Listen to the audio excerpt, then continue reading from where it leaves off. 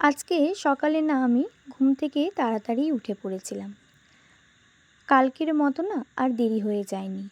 ওই 6:45টায় উঠে পড়েছিলাম।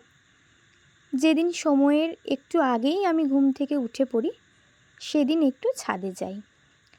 তাই আজকেও না আমি ছাদে চলে গেছিলাম। খুব সুন্দর ফুরফুর করে হাওয়া দিচ্ছিল। আর সকালের মেঘটা না আমার দেখতে খুব ভালো লাগে। সেভাবে তো আমার বাইরে খুব একটা বেরোনো হয় না, কিন্তু আমি প্রতিদিন সন্ধেবেলায় না কাজে থেকে ফিরে একটু ছাদে গিয়ে বসি। ওখানে একটু ভিডিও এডিটিংয়ের কাজগুলো করি। এবার তো একটু একটু করে গরম পড়ে যাচ্ছে, তখন ছাদই হবে আমাদের একমাত্র ভরসা। সো হ্যালো এভরিওয়ান, আমি সঞ্চারী। আমার একটা নতুন ব্লগে তোমাদের ওয়েলকাম।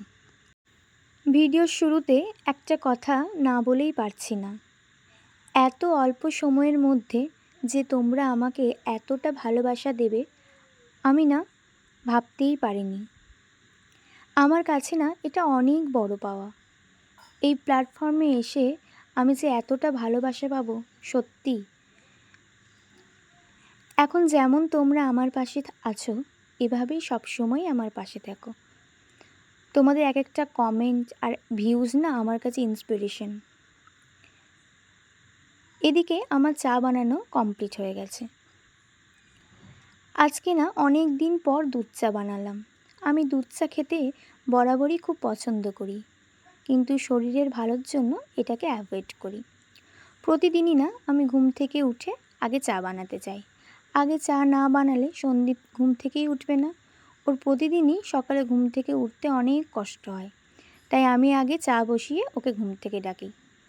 এদিকে আমি যদি অন্য কাজ করতে ব্যস্ত হয়ে পড়ি, তাহলে ও ঘুম থেকে উঠতে দেরি করবে।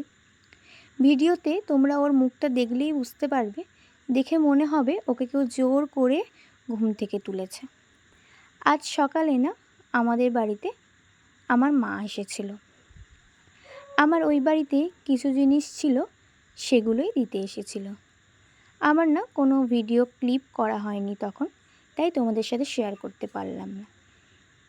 এদিকে আমি বাড়ির কাজ করতে করতেই মাকেও না রান্নার কাজে একটু সাহায্য করছিলাম।